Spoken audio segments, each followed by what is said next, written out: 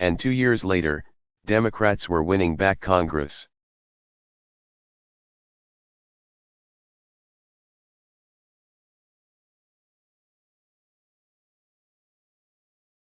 And 4 years later, I was President of the United States.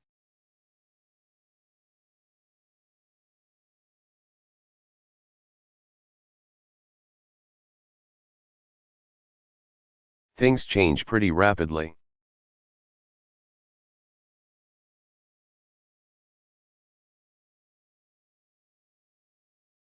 But they don't change inevitably. They change because you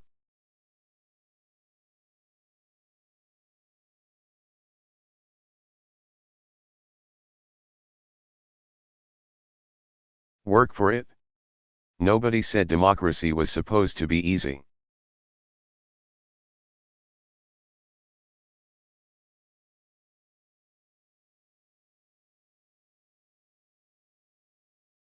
This is hard. And in a big country like this, it probably should be hard.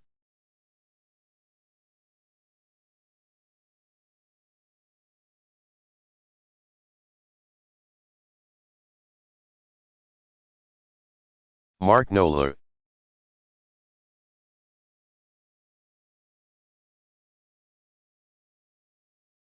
Question, thank you, sir.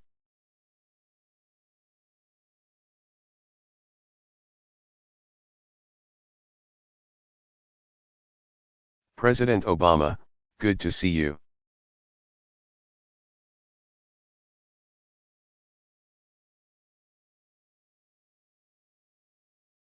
Question, thank you.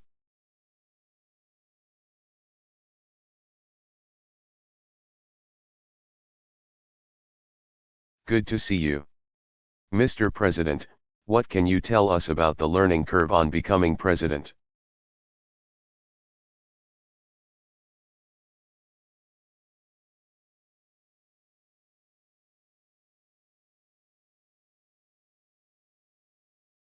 Can you tell us how long it took you before you were fully at ease in the job, if that ever happens?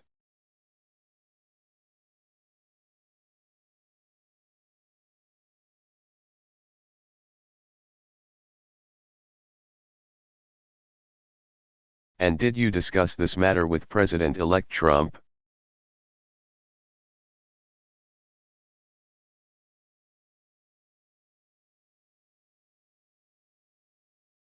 President Obama, about a week ago I started feeling pretty good.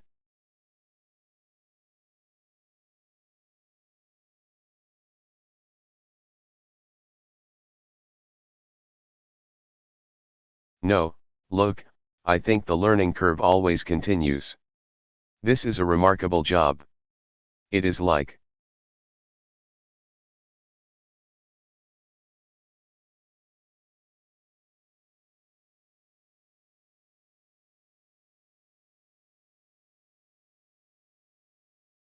no other job on earth. And it is a constant flow of information and challenges and issues.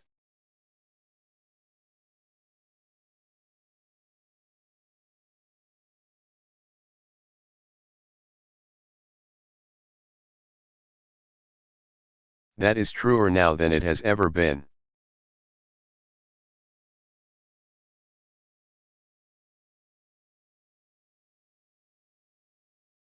Partly because of the nature of information and the interconnection between regions of the world.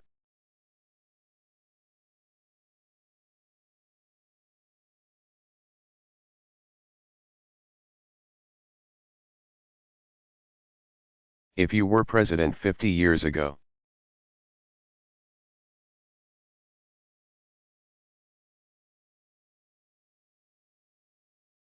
the tragedy in Syria might not even penetrate what the American people were thinking about on a day-to-day basis.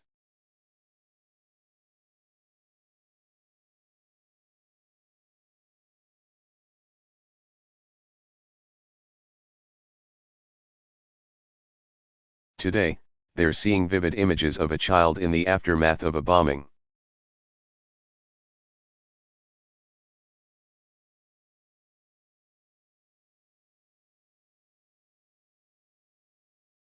there was a time when if you had a financial crisis in Southeast Asia somewhere,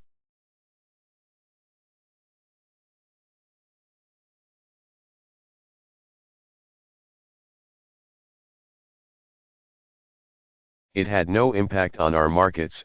Today it does.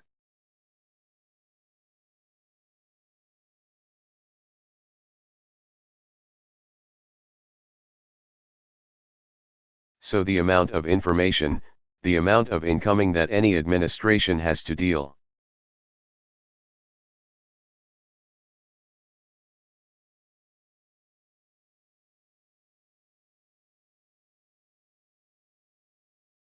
With today and respond to much more rapidly than ever before, that makes it different.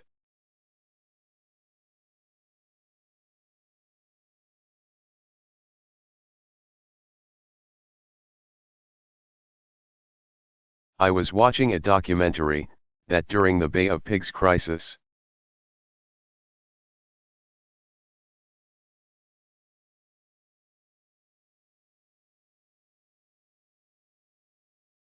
JFK had about 2 weeks before anybody reported on it. Imagine that. I think it's fair to say that if something like that happens under a current president,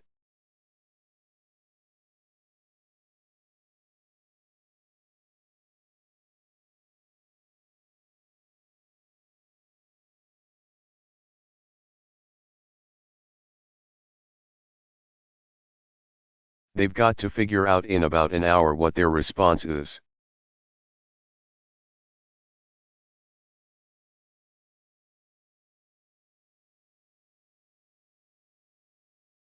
So these are the kinds of points that I shared with the president-elect.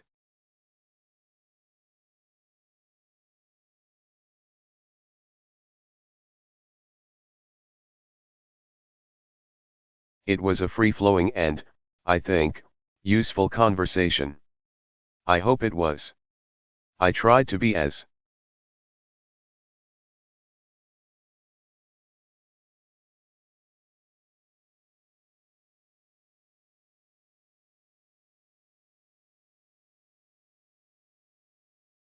honest as I could about the things I think any president coming in needs to think about.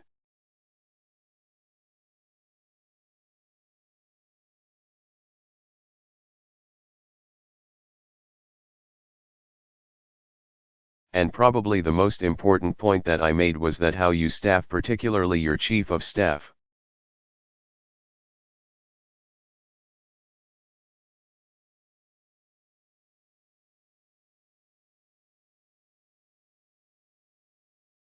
your national security advisor, your White House counsel, how you set up a process and a system to surface information.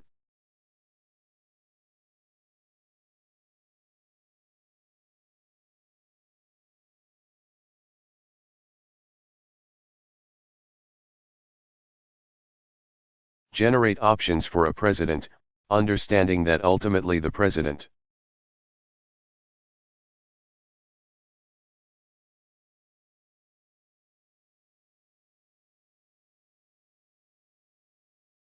is going to be the final decision maker, that's something that has to be attended to right away.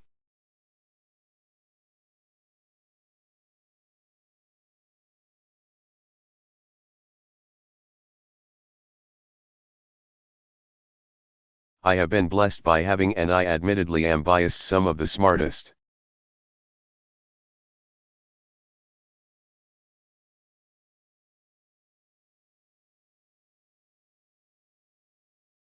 hardest working, good people in my administration that I think any president has ever had.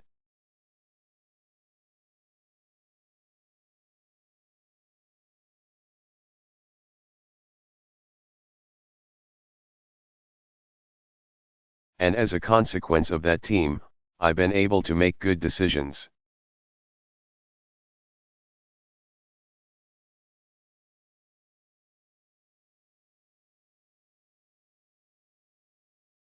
And if you don't have that around you, then you'll get swamped.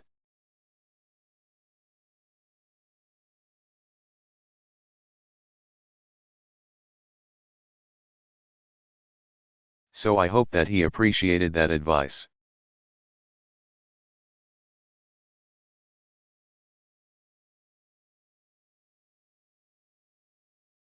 What I also discussed was the fact that I had been encouraged by his statements on election.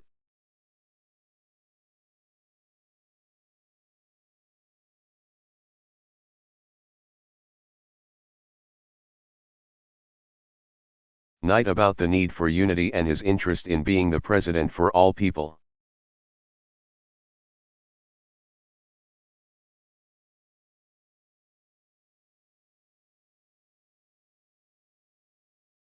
And that how he staffs, the first steps he takes, the first impressions he makes.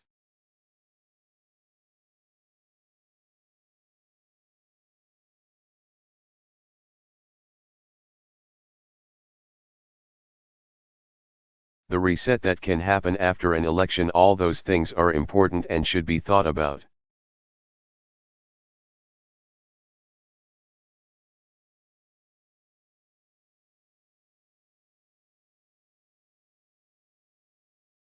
And I think it's important to give him the room and the space to do that. It takes time to put that together.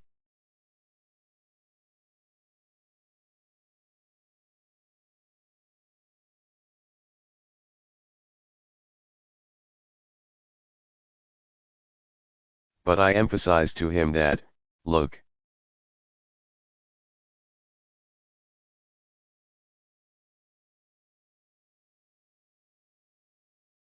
in an election like this that was so hotly contested and so divided, gestures matter.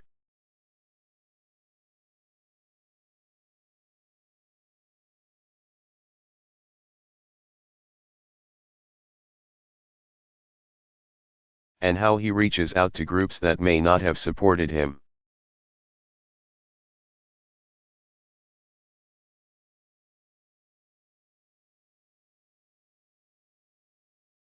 How he signals his interest in their issues or concerns, I think those are the kinds of things that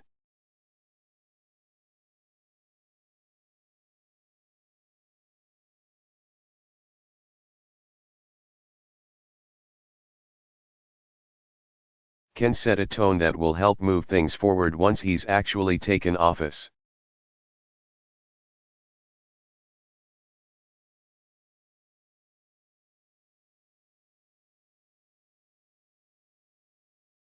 Question, and how long did it take before you were at ease in the job?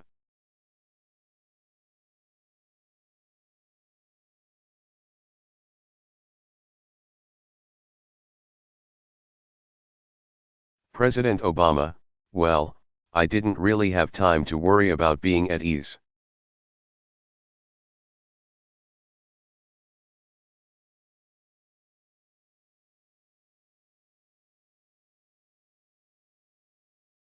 Because you'll recall we were losing about 800,000 jobs a month.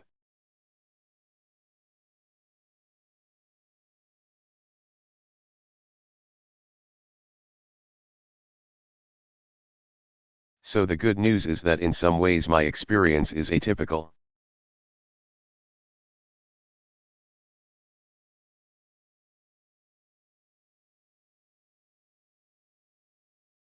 It's hard to find an analogous situation.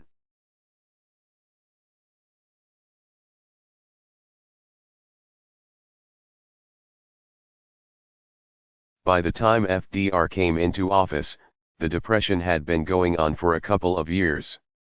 We were in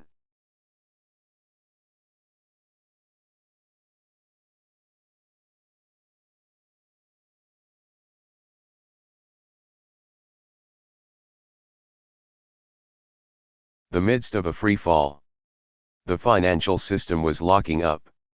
The auto industry was about to go belly up.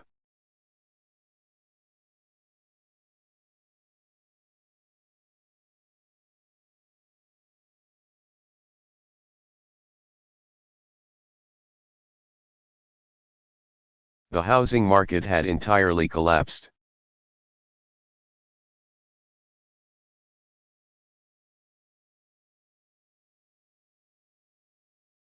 So one of the advantages that I had was that I was too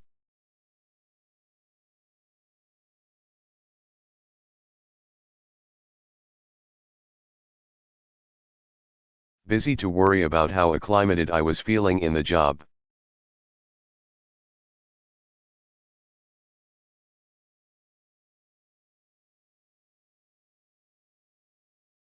We just had to make a bunch of decisions.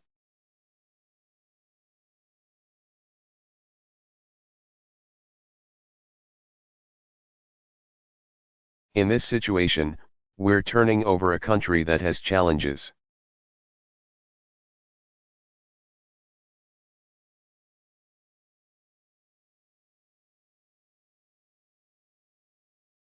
Has problems, and obviously there are people out there who are feeling deeply disaffected otherwise.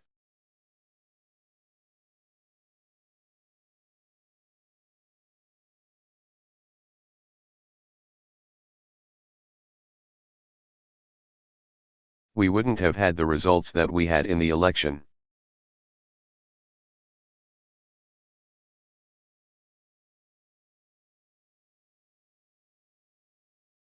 On the other hand, if you look at the basic indicators of where the country is right now,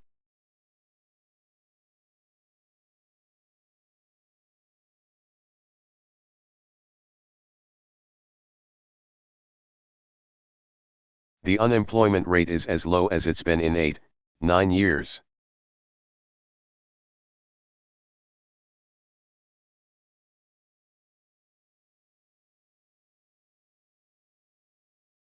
Incomes and wages have both gone up over the last year faster than they have in a decade or two.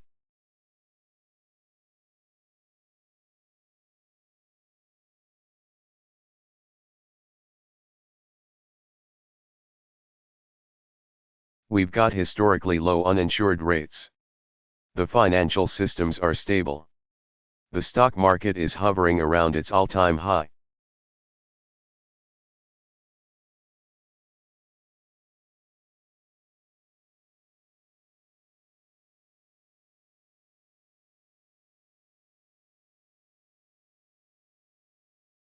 And 401(k)s have been restored. The housing market has recovered.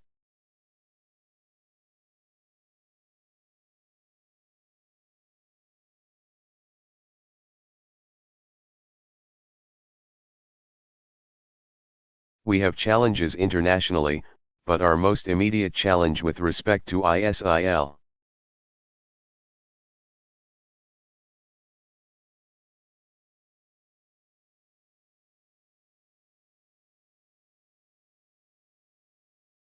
We're seeing significant progress in Iraq, and Mosul is now increasingly being retaken by Iraqi security forces supported by us.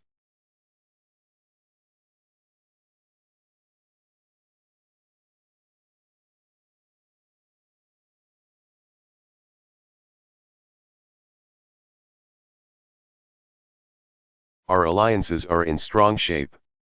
The progress we've made with respect to carbon.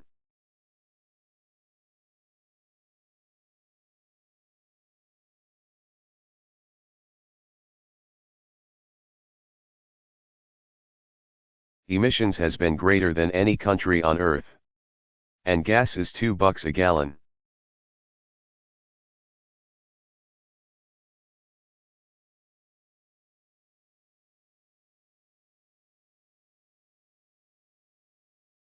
So he will have time and space, I think, to make judicious decisions.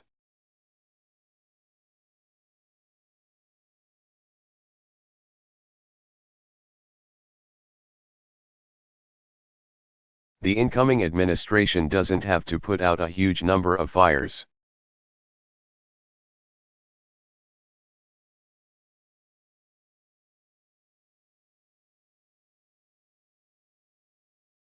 They may want to take the country in a significantly different direction.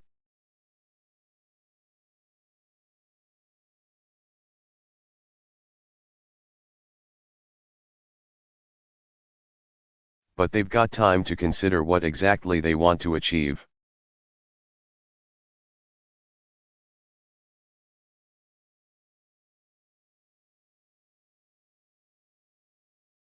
And that's a testament to the tremendous work that my team has.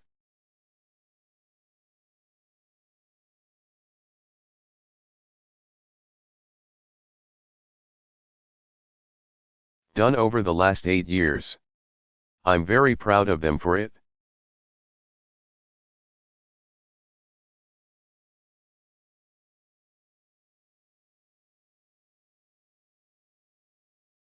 Athena Jones.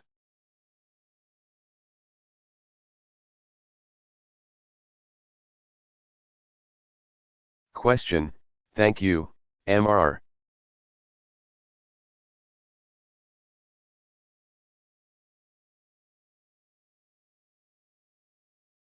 President. You said more than once that you do not believe that Donald Trump would ever be elected president.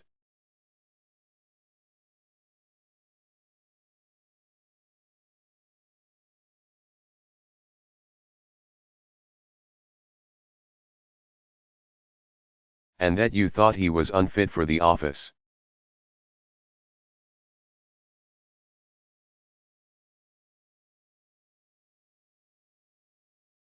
Now that you've spent time with him, sitting down and talking to him for an hour and a half in the Oval Office.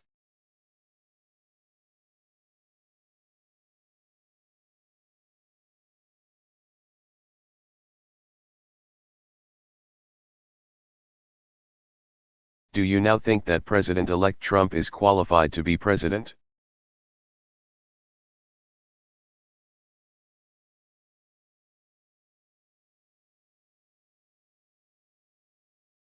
And if I can do a compound question, the other one is you mentioned staffing and tone.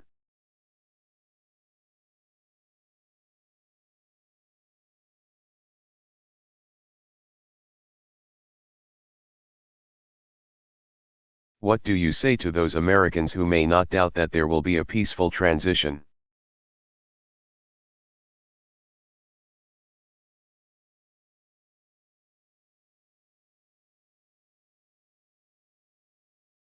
But that are concerned about some of the policies and sentiments that were expressed by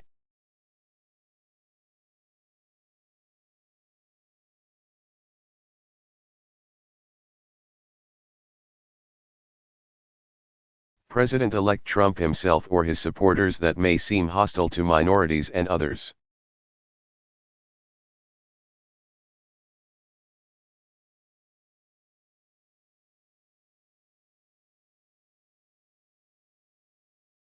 Specifically, I'm talking about the announcement that Steve Bannon,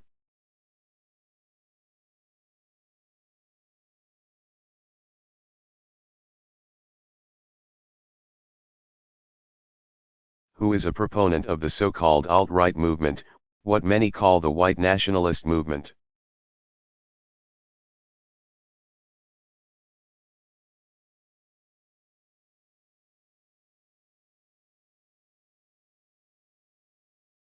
Is going to have a prominent role in the White House under President Trump as his chief strategist and senior advisor.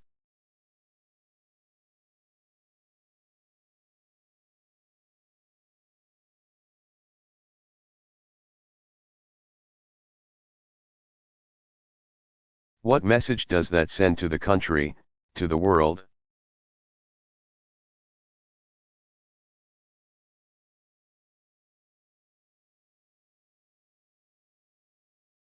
President Obama, Athena, without copping out, I think it's fair to say that it would not be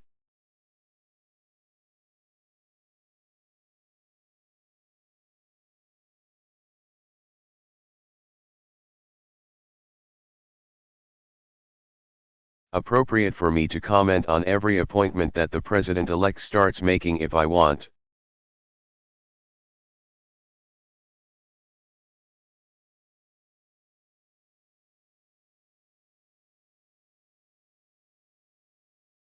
To be consistent with the notion that we're going to try to facilitate a smooth transition.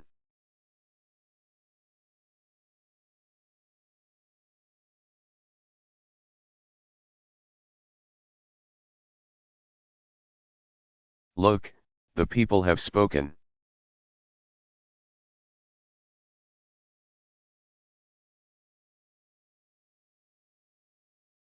Donald Trump will be the next president, the 45th President of the United States.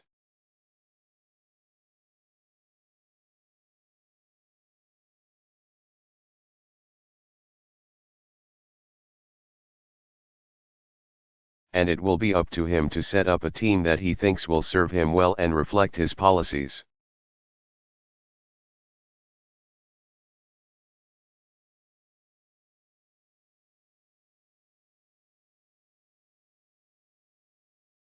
And those who didn't vote for him have to recognize that.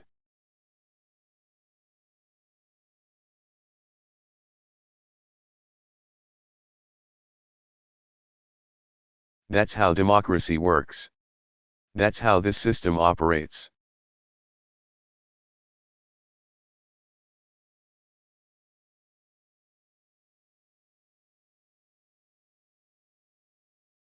When I won, there were a number of people who didn't like me and didn't like what I stood for.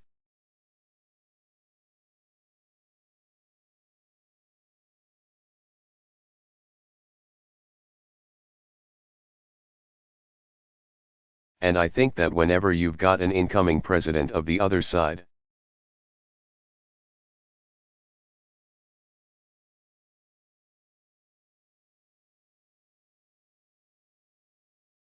particularly in a bitter election like this, it takes a while for people to reconcile themselves with that new reality.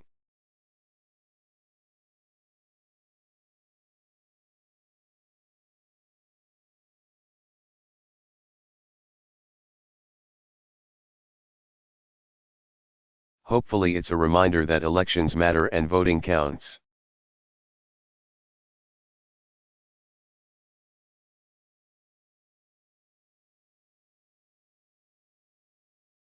And so I don't know how many times we have to relearn this lesson.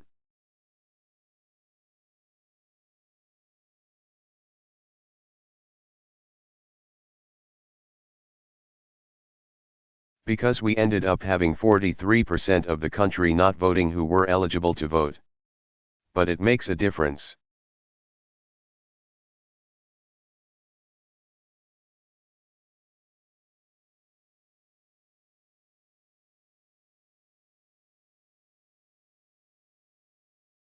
So given that President-elect Trump is now trying to balance what he said in the campaign and the commitments,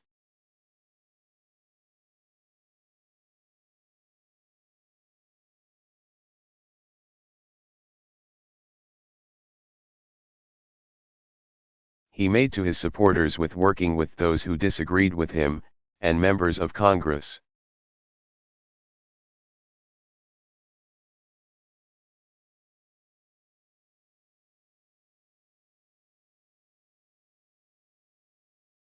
And reaching out to constituencies that didn't vote for him, I think it's important for us to let him make his decisions.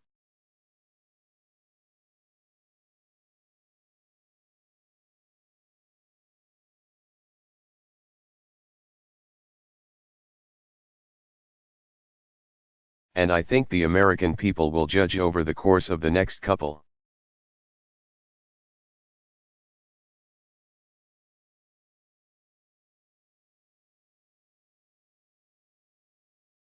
of years whether they like what they see.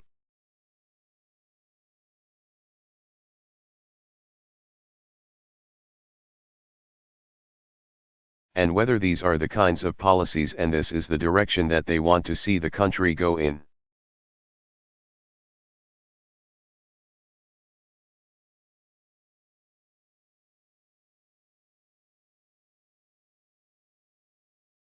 And my role is to make sure that when I hand off this White House that it is in the best possible shape.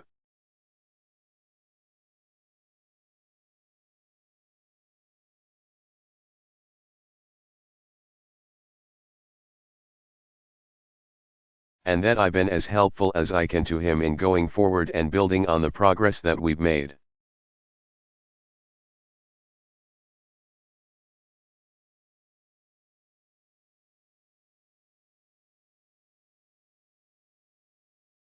And my advice, as I said,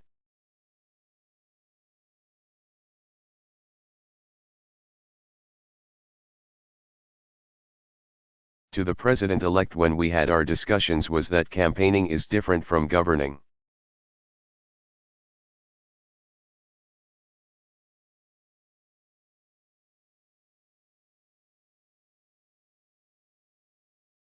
I think he recognizes that.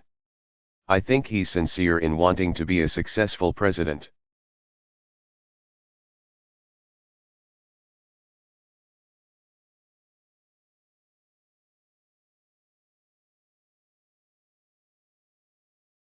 and moving this country forward. And I don't think any president ever comes in saying to themselves,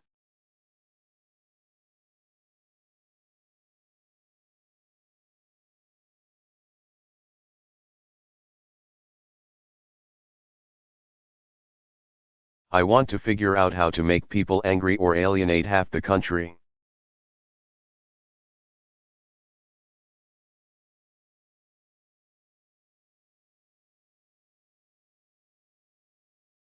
I think he's going to try as best he can to make sure that he delivers.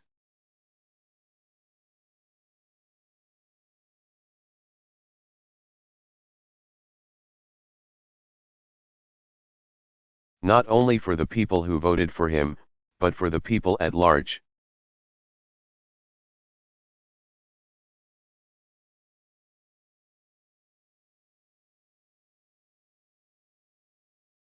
And the good thing is that there are going to be elections coming up.